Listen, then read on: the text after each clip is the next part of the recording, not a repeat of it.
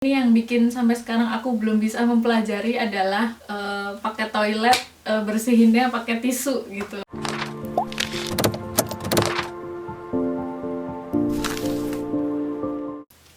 Halo, welcome back to my channel. Baik lagi bareng Glory di sini.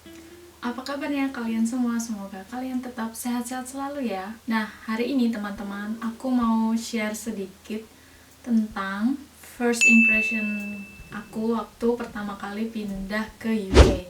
Gimana sih dan apa yang aku rasain pas aku pertama kali pindah ke sini. Sebelum aku lanjut ceritanya, jangan lupa klik subscribe dulu ya.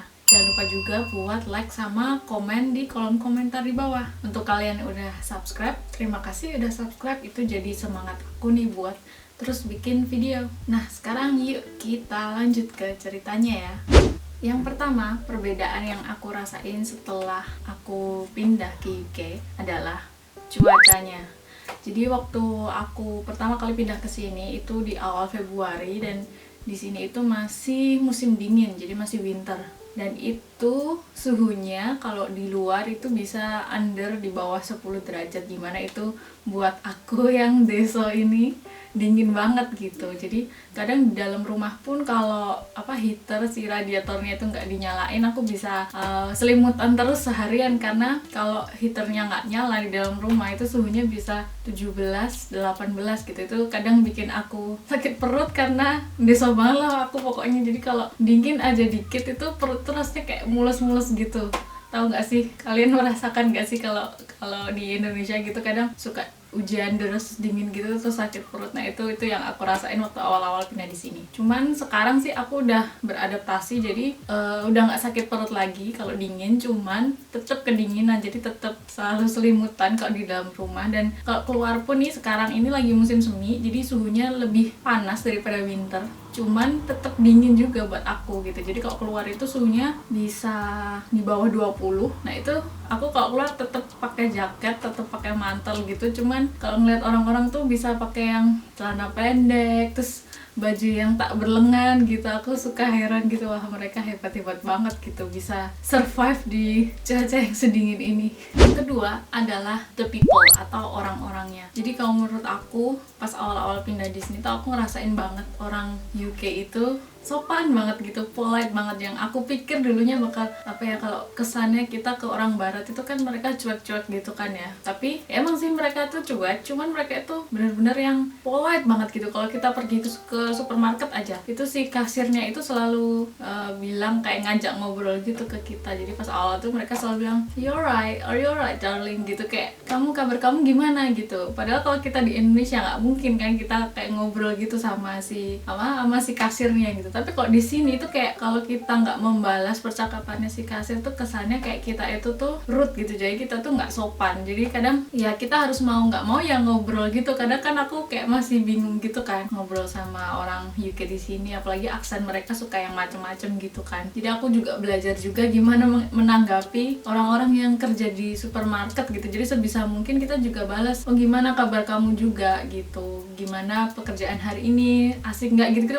Pokoknya yang tanggepin lah percakapan dengan mereka gitu. Terus nih kalau kalian misal lagi belanja gitu di supermarket, terus kalian papasan sama orang sini, terus kayak mereka ngelangin jalan kita gitu kan, mereka itu kayak minta maafnya itu kayak beneran dari dalam hati gitu, yang beneran sorry gitu, kayak beneran yang minta maafnya tuh beneran gitu loh, kayak enggak yang cuman sorry ya gitu, kayak yang males-malesan gitu, tapi beneran minta maafnya tuh yang tulus dari dalam hati gitu. Terus orang-orang sini tuh nggak suka kepo gitu. Jadi masalah orang lain itu is not my business gitu. Jadi kalau kalian ada permasalahan atau apa gitu kan, kalau kadang di Indonesia suka nanyain kamu kenapa gitu kan sama temen, atau kalau kita nggak cerita pun kadang suka dikepoin kan sama orang lain. Kalau di sini tuh kalau kamu nggak cerita ya mereka nggak akan tanya gitu, karena ya itu bukan masalah gue, itu urusan elu lah gitu, bukan urusan gue. Kalau elu cerita baru gue dengerin, baru gue tanggepin kayak gitu.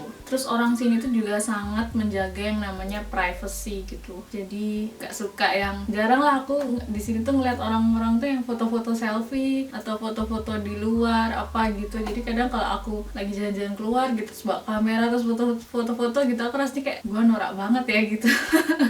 Tapi apa ya, mungkin karena pertama tinggal di sini kan, jadi semuanya tuh kayak terlihat baru gitu buat aku kan. Tapi kalau orang-orang sini kan udah biasa ya, jadi mereka tuh kayak kalau pergi ke taman ngeliat yang cantik-cantik gitu ya biasa aja gitu, ngeliat pemandangan gitu ya biasa aja, nggak ada yang foto-foto, nggak ada yang ngevlog gitu, kayak merasa aku cuman satu-satunya yang kayak gitu, jadi tuh kayak malu gimana gitu. Tapi ya bagi kayak aku yang pengen share ke kalian gitu ya, ya udahlah ditahan malunya gitu, bikin vlog mau diketawain ya udah deh diketawain aja. Nah itu karena mereka sangat menjaga privacy, mereka tuh sangat parno sama yang namanya kayak thief identity gitu. Jadi orang-orang yang suka mengambil identitas orang gitu, yang suka yang tiba-tiba banknya dihack, tiba-tiba duitnya hilang, yang kayak gitu. Mereka tuh parno banget gitu kan sama yang namanya thief identity. Makanya mereka tuh sangat menjaga identitas mereka, yang kayak nama, terus alamat, tanggal lahir, yang kayak gitu tuh mereka yang bener-bener keep banget gitu. Dan orang sini tuh banyak yang nggak suka main sosmed, termasuk Mas Bojo. Mas Bojo itu nggak punya sosmed, nggak punya Facebook, nggak punya Instagram, nggak punya, dia punya YouTube sih, punya YouTube channel, cuman dia udah nggak urusin lagi. Itu isinya tentang kayak foto-foto pemandangan di sini gitu, cuman sekarang dia nggak urus lagi. Dia dulu bikin IG, tapi tuh dia bikin tuh cuman buat kepoin aku doang. Dulu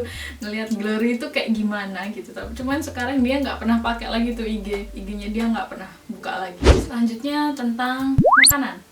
Jadi kalau di sini itu makanannya macam-macam banget lah jenisnya, dari yang makanan British sendiri yang kalau teman-teman tahu kayak English breakfast, terus fish and chip kayak gitu, itu makanan Inggris. Terus banyak juga makanan India di sini, karena banyak juga orang India dan orang keturunan India di sini. Dan di sini tuh karena banyak imigran dari berbagai negara, jadi jenis makanannya tuh macam-macam banget ya. Itu tadi dari makanan Inggris, makanan India, makanan Itali, makanan Afrika juga ada. Jadi macam-macam lah toko-toko dan jenis-jenis makanan yang ada di sini. Nah selain itu juga ada beberapa juga makanan Asia di sini, kayak Chinese food itu gampang banget dicari di sini. Terus kalau kayak bahan-bahan makanan Jepang, Korea, Thailand itu memang nggak selalu ada di supermarket normal ya di sini. Cuman kalian bisa pergi ke yang namanya ASEAN Store di sini. Nah, aku kalau cari-cari bahan makanan yang buat Indonesia gitu, biasanya aku pergi ke ASEAN Store yang di dekat rumah aku di sini. Ada yang namanya Winggip. Jadi di situ kalau mau cari bahan-bahan makanan yang kalau kalian nggak bisa temui di supermarket biasa di sini kayak Tesco, Sainsbury gitu, biasanya tuh nggak terlalu lengkap bahan-bahan makanan Asianya. Nah itu bisa pergi ke yang namanya ASEAN Store. Terus yang bikin aku amazed juga di sini itu mereka anti banget sama sugar, jadi anti sama gula. Jadi kalau beli minuman yang manis-manis nih kayak Coca-Cola, Fanta, terus sirup kayak gitu tuh pasti tulisannya no added sugar, jadi nggak ada gula yang ditambahkan. Jadi kalau misal sirup pun ya gulanya tuh dari buah-buahannya, tapi nggak ditambahkan gula secara langsung gitu. Untuk pemanisnya mereka suka pakai pemanis buatan malahan gitu, yang kayak asesulfam lah apalah gitu, yang kalau di Indonesia tuh malahan kayak kebalik gitu. Kalau di Indonesia tulisannya biasanya ya, setahu aku tuh malah tulisannya dengan pemanis alami alias gula gitu. Mereka kalau di Indonesia malah menghindari yang namanya pemanis buatan gitu. Nah kebalikannya di sini itu malah mereka lebih memakai yang namanya pemanis buatan daripada pakai gula alami. Nggak tahu kenapa sih, mungkin karena mereka takut diabetes atau gimana. Jadi ya gitu, jadi nyari yang yang manisnya manis alami itu rada susah di sini, dan biasanya lebih mahal kalau pakai gula alami. Nah, yang keempat adalah bahasa atau language. Nah, di sini tuh mostly memang orang-orang berbicara dengan bahasa Inggris. Cuman aksennya itu banyak banget. Jadi bahasa Inggris tapi aksennya macam-macam gitu. Ada yang bahasa Inggrisnya itu mudah didengarkan, tapi ada juga bahasa Inggrisnya itu yang sulit didengarkan gitu aksennya. Nah, sekarang aku masih belajar gitu mendengarkan aksen Inggris yang bermacam-macam gitu. Masih kesulitan juga kalau bercakap-cakap dengan keluarganya Mas Bojo gitu. Kalau bercakap-cakap dengan kakek neneknya gitu kan, mereka bahasa Inggrisnya tuh yang kental banget. Jadi aku tuh kayak tolong dong ini diterjemahkan, aku nggak paham mereka ngomong apa sama aku gitu. Nah selain bahasa Inggris, karena itu tadi banyak imigran yang tinggal di sini, jadi tuh aku sering mendengar bahasa-bahasa lain seperti bahasa India, terus Chinese, terus Poland, terus Itali gitu. Ke supermarket tuh banyak banget orang yang berbicara selain bahasa Inggris. Yang kelima adalah the culture gitu. Jadi budaya di sini. Nah, budaya di sini itu apa ya yang aku pelajarin? Yang pertama adalah mereka itu sering saling sapa sama orang yang nggak dikenal gitu. Jadi kalau kita lagi jalan-jalan nih, misal di sekitar rumah sini, terus papasan nih sama orang yang kita nggak kenal, nggak tahu itu tetangga, bahkan Mas Bojo juga paling kenal tetangga itu cuman kiri kanan depan sama depan doang, tapi kalau udah yang rada jauh gitu dia juga nggak kenal kan. Nah itu mereka tuh sering banget saling sapa gitu, yang apa ngomongnya you're right gitu ya, dan itu tuh cuman kayak saling sapa, cuman nggak bukan pertanyaan yang apakah kamu baik-baik saja, oh aku baik-baik saja, kayak gitu, cuman bertanya you're right terus dibalasnya juga dengan you're right gitu. Jadi ya itu jadi pembelajaran gitu buat aku. Jadi kalau aku papasan sama orang aku juga harus kayak gitu, karena kalau mereka udah nyapa kita terus kita nggak balas kan kesannya kayak nggak sopan gitu ya. Nah itu tadi orang-orang di sini tuh kayak menurut aku sopan-sopan banget lah. Yang kedua, mereka itu nggak suka menyinggung hal-hal pribadi tentang orang lain. Jadi itu kayak semisal apa ya, kayak semisal nih aku gendutan kan, nah orang-orang sini tuh nggak pernah yang ngejudge kamu, ih kok kamu sekarang gendut sih, ih berat badan kamu naik ya, atau ih kok kamu pendek sih, ih kok kamu hitam sih. Jadi mereka tuh nggak pernah yang kayak gitu. Kalau sampai mereka ada yang ngomong kayak gitu ke kita di sini, itu mereka bakal dicap sebagai orang yang nggak sopan banget gitu, karena itu adalah pertanyaan yang istilahnya kayak body shaming lah, kayak gitu tuh itu nggak banget lah di sini. Kalaupun kalian mendengar itu paling dari keluarga terdekat kalian, tapi itu pun nggak yang langsung kayak ngata-ngatain kalian, ih kamu gendut, ih kurangin lah makan, kayak gitu. Cuman yang paling kalau apa ya, kalau ditanya sama ayah atau ibu gitu, paling mereka nanyanya kamu lagi senang makan gitu. Jadi apa ya, bahasanya tuh bukan yang kesannya ngejudge, bukan yang kesannya tuh kayak menilai kamu buruk gitu dengan berat badan kamu naik. Jadi tuh bukan yang menyakiti hati gitu pertanyaan-pertanyaannya. Terus yang ketiga ada yang namanya unwritten rule tentang being quiet. Jadi ada aturan-aturan yang tidak tertulis sebenarnya untuk menjaga ketenangan di sini. Jadi selama aku tinggal di sini itu tuh beneran yang sepi banget gitu, apa lingkungan sekitar rumahnya. Jadi kalau dibandingkan dengan Indonesia, pernah tinggal di Jakarta juga kan aku. Nah itu tuh udah beda banget lah. Kalau Jakarta kan bener-bener yang riuh, rame, suara kendaraan bermotor itu dari pagi sampai malam, tengah malam pun bisa kedengaran. Tapi kok di sini tuh bener-bener yang sepi. Terus orang-orangnya tuh nggak suka yang bikin keramaian, karena kalau kalian bikin keramaian semisal tuh kalian bisa, semisal tetangga kalian nggak suka gitu, mereka bisa telepon polisi gitu, dan polisi bisa nyamperin kalian terus bilang kalau kalian itu bikin keributan kayak gitu. Jadi memang benar-benar di sini itu orang-orang menjaga banget ketenangan.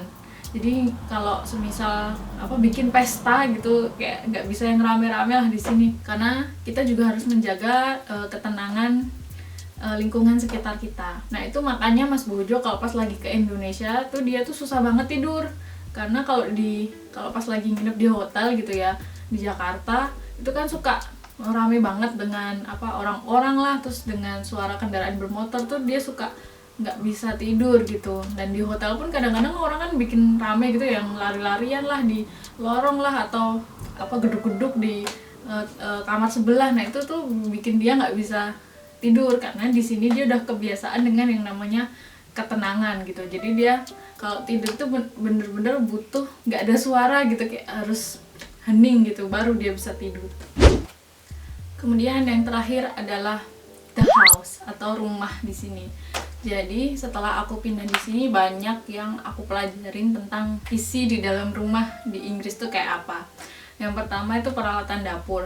Jadi karena aku nggak terbiasa dengan yang namanya pakai microwave sama oven gitu, jadi aku kayak pas pertama-tama di sini tuh harus belajar dulu gimana sih pakai microwave gitu. Padahal itu gampang banget ya, cuman kayak ya harus belajar dulu karena aku nggak pernah pakai gitu di Indonesia. Terus yang namanya oven juga aku di Indonesia nggak punya, jadi aku harus belajar dulu gimana pakai oven tuh, sekitar semingguan lah diajarin Mas Bojo gitu, cara gimana nyalain oven, gimana matiinnya, harus gimana kayak gitu. Terus yang kedua adalah kalau rumah-rumah di UK itu selalu ada yang namanya radiator atau kayak pemanas ruangan gitu. Mungkin kebalikan kalau kayak di Indonesia orang-orang ada yang punya AC gitu ya. Kalau di sini mereka punya radiator atau pemanas ruangan.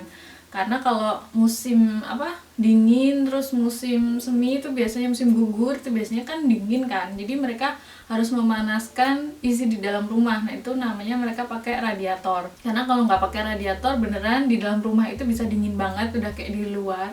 Terus kalau kayak jemur baju gitu harus di deket radiator, karena kalau enggak ya nggak kering-kering bajunya, jadi kita nggak bisa jemur di luar rumah. Kalau pas lagi dingin terus jemur di luar rumah ya jadinya nggak kering-kering cuciannya gitu. Kemudian ini yang bikin sampai sekarang aku belum bisa mempelajari adalah pakai toilet, bersihinnya pakai tisu gitu. Nah, itu aku masih belum bisa karena aku udah kebiasaan kan kalau di Indonesia tuh selalu cebok pakai air gitu. Nah, kalau di sini kan orang-orang di sini selalu pakai tisu kan. Nah, itu aku masih belum bisa. Jadi pas aku pindah ke sini tuh aku udah minta Mas Bojo buat beliin peralatan tempur buat cebok gitu. Nah, itu Mas Bojo beliin kayak semprotan gitu buat ke kamar mandi supaya aku bisa merasa kayak di Indonesia gitu, karena memang toilet di sini memang nggak ada semprotan airnya, jadi mau nggak mau harus beli peralatan tambahan buat tetap bisa ke toilet gitu. Kemudian di sini kalau minum air putih itu air putihnya dari tap water atau dari keran. Jadi airnya di sini yang dari keran itu bisa diminum, cuman tetap harus disaring lagi. Jadi Mas Bojo tuh punya kayak tempat minum gitu yang ada filternya. Jadi kalau kita mau minum ya si tempat minumnya itu diisi air, terus kita tunggu dulu sampai dia kesaring, kelewatin filter, baru kita bisa minum. Nah, di sini tuh kerannya biasanya ada dua, jadi satunya itu untuk air panas, yang satunya untuk tap water biasa atau air dingin. Cuman kalau untuk yang air panas ini kita nggak bisa minum, jadi nggak boleh diminum. Jadi untuk air panas itu paling cuman buat cuci tangan, terus cuci piring kayak gitu. Cuman kalau mau minum harus pakai yang air dingin. Kalau kita mau minum air panas, yaitu dari air dingin itu kita masukin kayak teko gitu yang bisa dipanasin. Nah, itu baru kita minum air panas dari situ. Tapi kita dilarang banget untuk minum air panas yang dari keran. Terus itu tadi di sini tuh kerannya ada dua, apalagi keran yang di toilet. Kalau di rumahnya Mas Bojo, di rumah kita itu keran ada dua tipe. Jadi keran yang di deket dapur itu bisa dicampur air antara air panas dan air dingin. Jadi kita bisa atur, aku mau anget doang, itu bisa diatur dua kerannya. Cuman kalau yang di toilet itu kerannya itu ada dua, yang satu beneran air panas, yang satu beneran air dingin. Jadi kita nggak bisa atur kalau kayak di hotel gitu kan yang bisa dicampur gitu ya, jadi bisa di tengah-tengahnya. Nah, kalau di kamar mandi itu nggak bisa, jadi bener-bener yang satunya tuh panas banget, yang satunya dingin banget. Jadi kalau mau cuci tangan gitu kayak ini gimana ya, kalau pakai air panas doang panas banget, bener-bener kayak disiram air panas gitu. Yang satunya dingin banget, jadi aku kalau cuci tangan tuh suka gitu atau kalau enggak ya pakai diwadahin botol dulu gitu, atau diwadahin gelas buat dicampur airnya baru buat cuci tangan atau gimana. Karena kalau enggak itu si air panas tuh kalau dibuka lama-kelamaan dia akan bener-bener panas banget, dan air dingin itu udah kayak air dingin banget, kayak kulkas lah, tangannya bisa beku gitu. Nah, sekian dulu video hari ini teman-teman. Semoga kalian enjoy dengan video yang aku buat ini, dan semoga kalian terbantu kalau mungkin kalian ada yang mau pindah ke UK gitu. Gimana sih pertamanya pindah ke UK itu kayak apa perbedaan-perbedaannya. Terima kasih sudah menonton. Jangan lupa subscribe. Sampai jumpa di video berikutnya. Bye-bye!